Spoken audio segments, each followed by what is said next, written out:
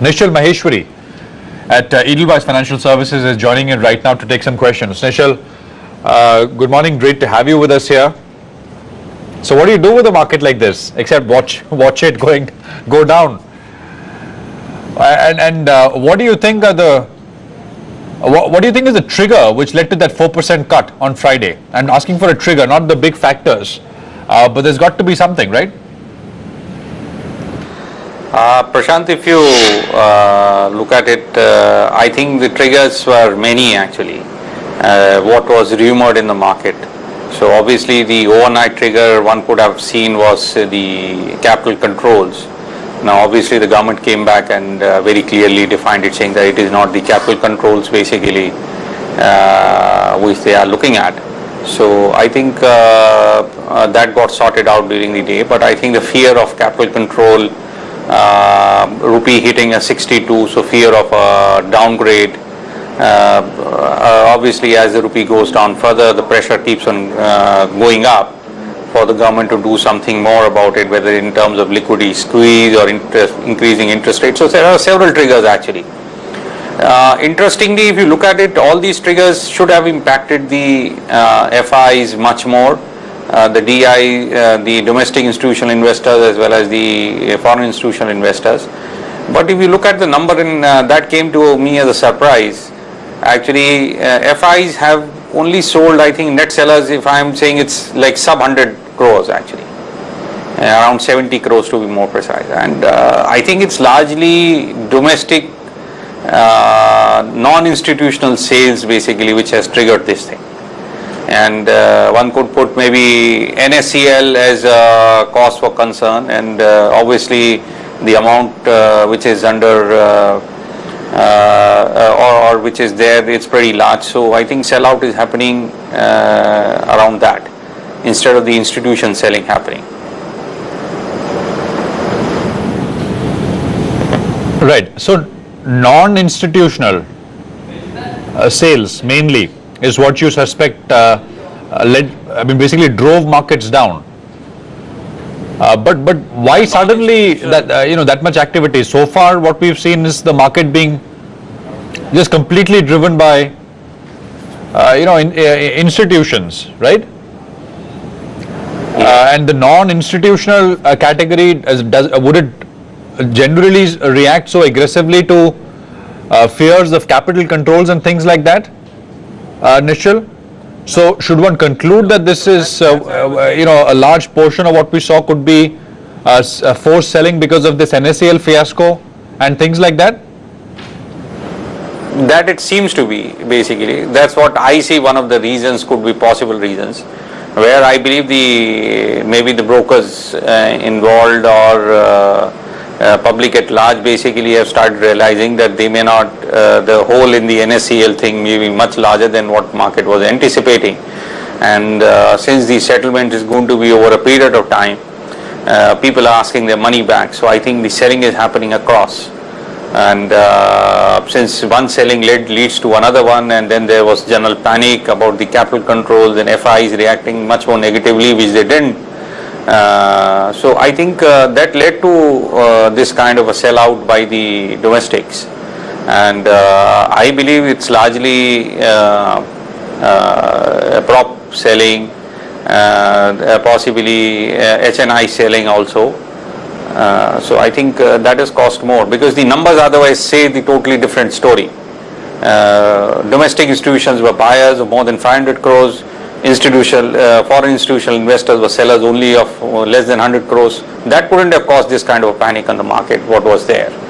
So it has been forced selling, I think, and this forced selling is largely that margin selling which earlier also used to happen.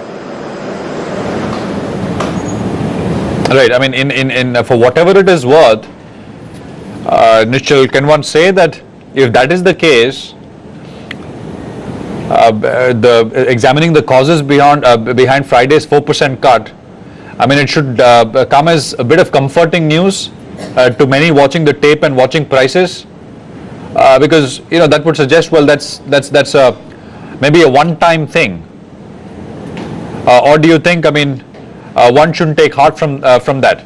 even if that is the fact and that is what drove Friday's big crash? See, I would definitely be relieved if I wouldn't have seen, if these kind of numbers are right actually, and if this kind of trend continues.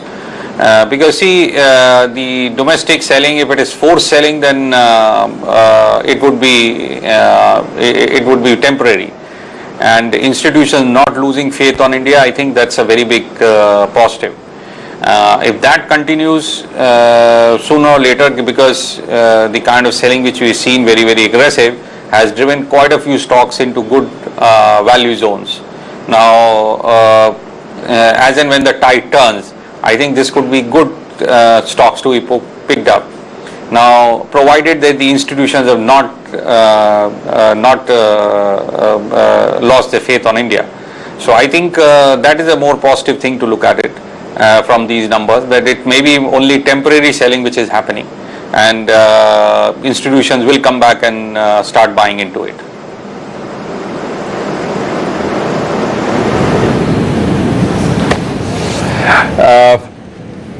Are these levels then, Nischal, I mean, should the Nifty be at 5,400? I mean, I know you've been pretty negative for a while on the markets, right? And if I remember correctly, we're at the lower end of the range on the Nifty that you put out the last time we chatted. Right. So, given the current scenario, basically, I think now there is a fair possibility. My earlier range was 5,500 to 6,100, and that was in a scenario where we were expecting the GDP to grow at 5.5% plus. In the current scenario, I believe the GDP should be closer to around 5% or lower, and rupee is at 62. Given that the short-term interest rates have been spiked up, which is going to cause more issues in the short term on the growth side, I think these might bring down the range from 5,100 to 5,500 range, also a fair possibility to happen.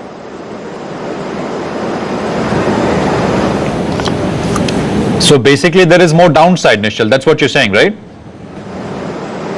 There is a fair possibility here. Right, and where would that where would we see that downside?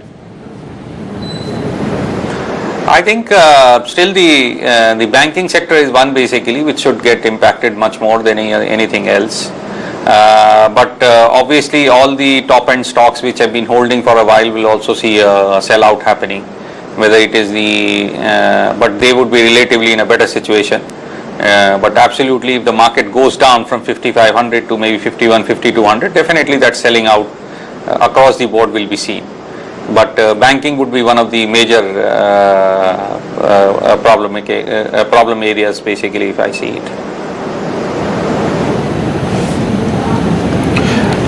Right, and what kind of banks? I mean, private, public, private also has lost 30-40% very quickly. Public, of course, has been thrashed for over a period of time. And what would you use as a general metric for these bank stocks? I mean, not to assess which are good banks to buy, but which still are good sells. I would look at the valuation only, and valuations wherever the comfort is not there, especially the valuation metrics for even the private sector banks has now shifted downwards. So at one point in time, 4.2 times or a 3.5 times bank with a 22% ROE was what everybody would like to have had in their portfolio. Now that range seems to have now gone to somewhere around 2.5 times in most of the banks, basically on the price to book value.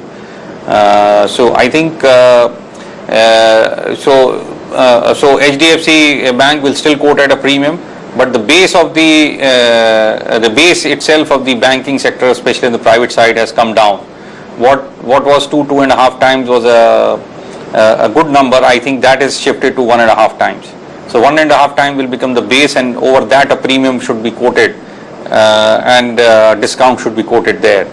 So whichever banks are over and above that would be still good to sell, and whatever banks which are below that basically should be looked at as buying opportunities. Right. You know, something like a State Bank, Nishchal, I was just looking at the price, right? And when we interact with people in the RBI, people in the government, they say, well, you know, the overall NPLs, etc., even 10 years back was much higher compared to where things are right now. The base, of course, the books, etc., are much larger. So in absolute numbers, we are talking about much larger figures, much larger figures. But percentage-wise, gross NPLs for you know, state banks, etc., were much higher, and they've been brought under control.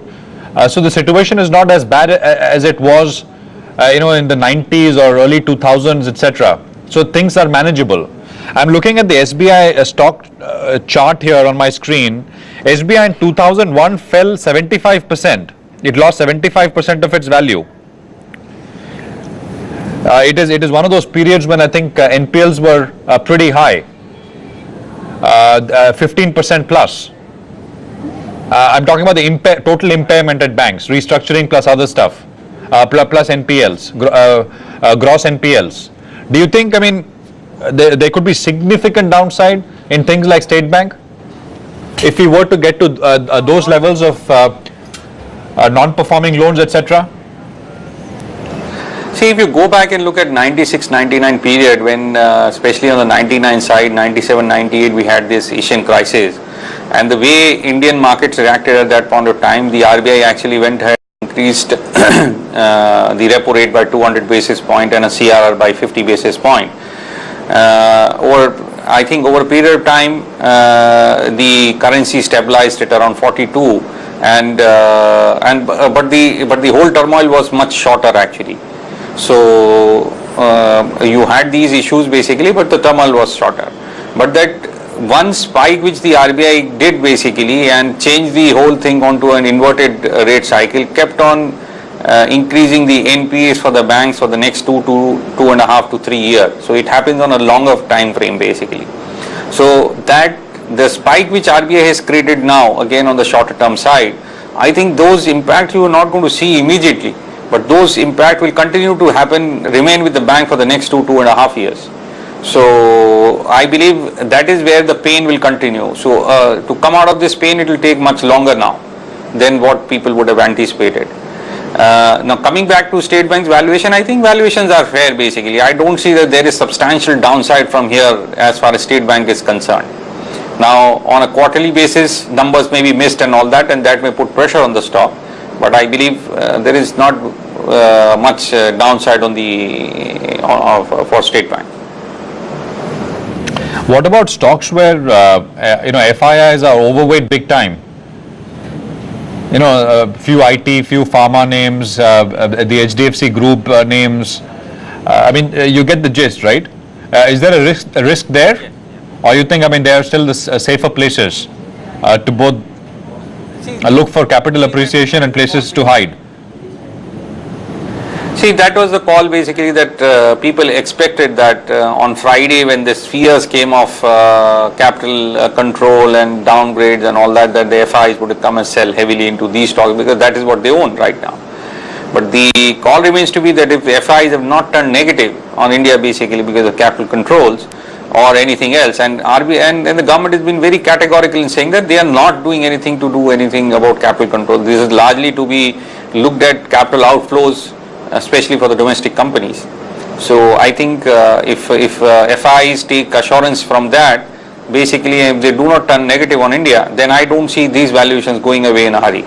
These are still remain to be the safe places to hide in, given that we have another 5-6 months as far as election is concerned to go, and historically if you look at it, in these kind of times, basically if you look back into history of the Indian politics also, every time this kind of uncertainty is there in the markets, basically the market seems to move in a very narrow range, and this kind of polarization happens very, very dramatically. So again, I think this polarization would continue, and these would be the safe places to hide in for the next at least 6 months. There would be safe places to hide. So okay, let's just talk about, so we talked about banks, right, which would drive things down. What else, Nishchal? Just to get back to the earlier point. I think rate cyclicals, I think autos would be under pressure. Infrastructure stocks anyway are decimated. So I think the last high value stuff which was remaining was banks only. So I think the banks is one thing where you are seeing the most pressure, and that is going to continue to drive it down. Banks essentially, right? That's essentially where you'd see the maximum pain. Nishal, thanks very much for your time. Great to have you with us here. Good talking to you. Hope to have you back soon. Prashant. Nice talking to you again. Thank you. Thanks very much. Let's just take a very quick break. We are back in 2. Focus on markets, focus on the rupee, and of course what's driving those two things. 54.31 on the Nifty, 76 odd points lower this morning. We are back in 2.